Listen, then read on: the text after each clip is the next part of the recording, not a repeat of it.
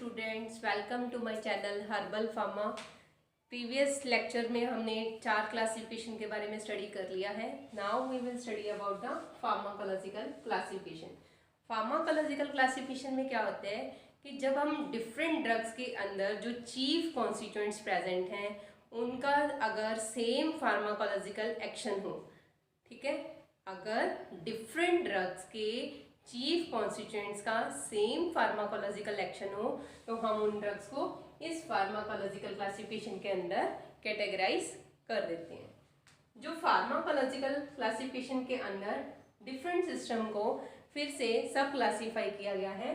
सबसे पहले है drugs acting on the respiratory system. इसमें सबसे पहले ड्रग आती है एक्सपेक्टोरेंट। एक्सपेक्टोरेंट का मतलब क्या होता है?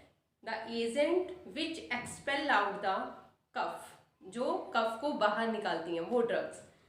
तो इसमें एक्सपेक्टोरेंट के अंदर जो ड्रग आ रही है दैट इज फेनल एंड लिक्विरिस।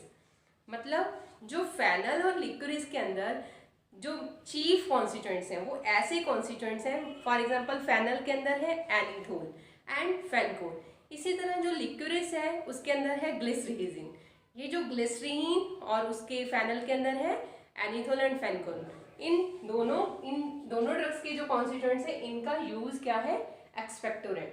ठीक है, इसकी वजह से हम इन दोनों ही ड्रग्स को एक्सपेक्टोरेंट की कैटेगरी में डाल देंगे। इसी तरह एंटीटसिव ड्रग्स। एंटीटसिव ड्रग्स क्या होती हैं? जो कफ से रिलीफ दिलवाती हैं हमें। ठीक है, तो इसमें आती है तुलसी एंड विशाखा।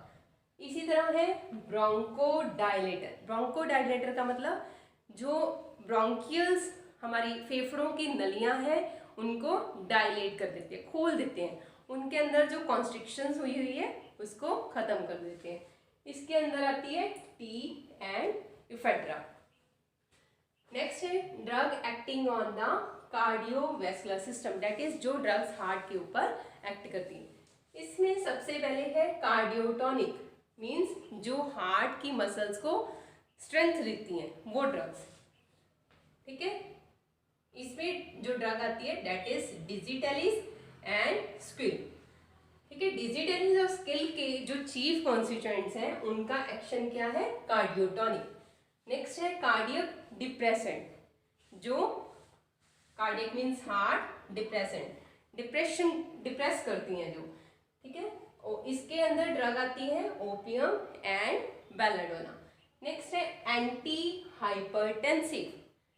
हाइपर मीन्स जो बढ़ना किसी चीज का, टेंसिव यहाँ पे हम वर्ड यूज करें टेंसिव, दैट इज टेंशन का बढ़ना, मतलब बीपी का बढ़ना। हाइपरटेंसिव का मतलब बीपी का बढ़ना and anti hypertensive means BP को, जो बढ़े हुए बीपी को कम कर देती है। तो एंटी हाइपरटेंसिव ड्रग है इसमें रुबोल्फिया। नेक्स्ट है drug acting on the GIT, that is gastrointestinal tract के ऊपर जो ड्रग्स एक्ट करती हैं।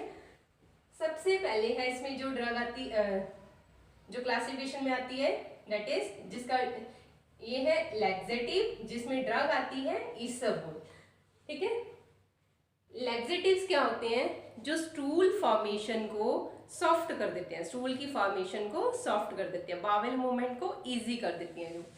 ठीक है, और परगेटिव्स क्या है? ये भी दोनों बावल को ही लूज करती हैं, बट इसमें जो स्टूल फॉर्मेशन है दैट इज वाटरी स्टूल हो जाती है इस केस में। दोनों ही लैक्सेटिव एंड परगेटिव दोनों ही क्या करते हैं? जो कॉन्स्टिपेशन होती है उसको कम करने के लिए यूज करते हैं।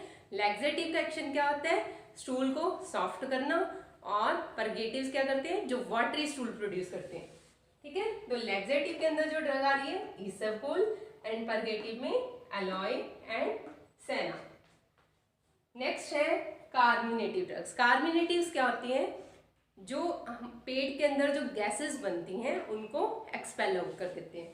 ठीक है, तो expel out the gases from the stomach. तो कार्मिनेटिव में जो ड्रग्स आती हैं that is fennel and coriander. Next है एमेटिक। एमेटिक के अंदर आती है इपिकैक ड्रग। एमेटिक का मतलब क्या होता है? वो ड्रग जो वॉमिटिंग प्रोड्यूस करती हैं। अगर मान लो किसी आदमी ने कोई पॉइजन खा ली हो तो उस पॉइजन को बाहर निकालने के लिए हम एमेटिक ड्रग यूज़ करते हैं। इसमें जो ड्रग यूज़ हो रही है दैट इज इप्पीकैट। मतलब अगर सस्पेक्टेड पॉइजन हो तो उसको पेट में से बाहर निकालने के लिए हम एमेटिक ड्रग्स देते हैं। Next is drug acting on the autonomous nervous system, जो सिस्टम हमारा अपने आप एक्ट कर रहा है, ठीक है। दैट इज इसमें सबसे पहले आती है कॉलिनर्जिक। कॉलिनर्जिक में ड्रग है पिलोकार्पस। पिलोकार्पस एक ऐसी ड्रग है जिसको हम ग्लूकोमा में यूज करते हैं। ग्लूकोमा मीन्स जो इंटरऑकुलर प्रेशर है, जो ऑकुलर प्रेशर बढ़ा हुआ है, ये उसको कम करने के लिए यूज की जाती है ये ड्रग। नेक्स्ट है एड्रेनर्जिक ड्रग। एड्रेनर्जिक है जो दैट इज इसमें जो ड्रग आएगी दैट इज एफेड्रा।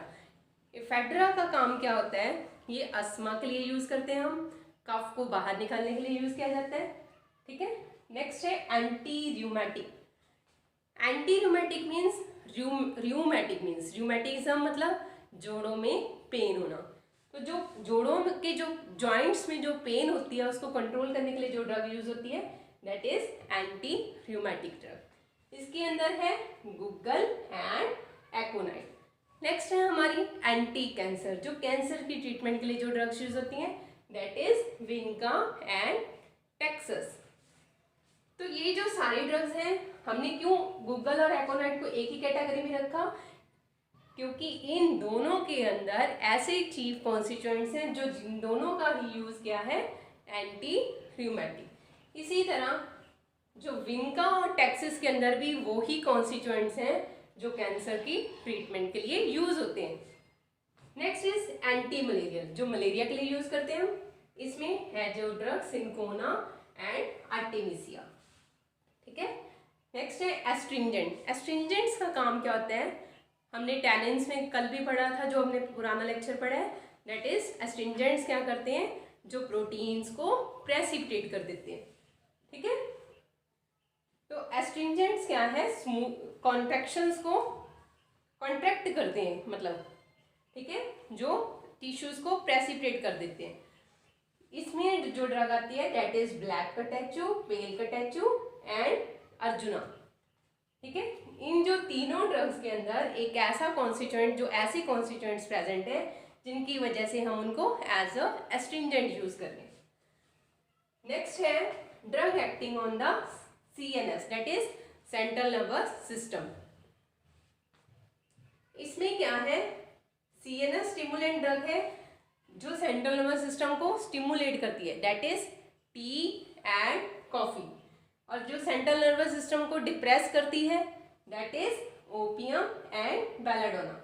इसी तरह जो सेंट्रल एनाल्जेसिक है, एनाल्जेसिक मीन्स जो पेन को रिलीव करते हैं, तो इसमें जो ड्रग है ओपियम, ओपियम के अंदर एक ऐसा कॉन्स्टिट्यूएंट है जो पेन के लिए यूज करते हैं, पेन को रिलीव करने के लिए, दैट इज मॉर्फिन। नेक्स्ट, इस क्लासिफिकेशन की क्या एडवांटेज है, इसमें हम जो भी ड्रग्स हैं उनका हमें कोई केमिकल कॉन्स्टिट्यूएंट नहीं पता, उसके अंदर उसका क्या मॉर्फोलॉजी है उसके बारे में हमें नहीं पता, उसका क्या टैक्सोनॉमिकल स्टेटस है उसके बारे में भी हमें नहीं पता होता। हम सिंपली हर ड्रग को उसके फार्माकोलॉजिकल एक्शन अगर वो सेम है उसको हम सेम कैटेगरी में इसलिए उसको रख देते हैं। नेक्स्ट क्या है, इवन अगर हमें उस ड्रग की केमिकल नेचर भी ना पता हो तब भी हम उसको इस क्लासिफिकेशन के अंडर रख सकते हैं। अब इस क्लासिफिकेशन की डिसएडवांटेज क्या है कि अगर एक ही ड्रग के दो यूजेस हों, फॉर एग्जांपल एक ड्रग है फेनल, फेनल को सौंफ को हम एज अ एक्सपेक्टोरेंट भी यूज करते हैं और साथ ही फेनल को हम एज अ कार्मिनेटिव भी यूज कर रहे हैं। दैट इज फेनल का यूज एक्सपेक्टोरेंट भी है और कार्मिनेटिव भी है। तो अब हमें डिफिकल्टी क्या है कि हम इसको किस कैटेगरी में रखें, बट इस केस में हम क्या करेंगे, इसको हम दोनों कैटेगरी के अंदर इस ड्रग को रख सकते हैं। इसी तरह एक ड्रग है सिंकोना, सिंकोना में कुनीन भी प्रेजेंट होता है और क्यूनिडीन भी प्रेजेंट होता है। जो कनीन है उसका यूज है एंटी मलेरियल और जो क्यूनिडीन है वो एक्ट करती है एज अ कार्डियक डिप्रेसेंट। तो हम उसको एंटी मलेरियल ड्रग के अंदर भी रख देंगे और साथ में एज अ कार्डियक डिप्रेसेंट भी उसको हम यूज़ कर सकते हैं। इस तरह हम एक ही ड्रग जिसके दो यूजेस हैं हम उनको दोनों कैटेगरी में क्लासीफाई कर देते हैं। Thank you. अगर आपको मेरा लेक्चर अच्छा लगा तो आप इसको लाइक, सब्सक्राइब और शेयर करें।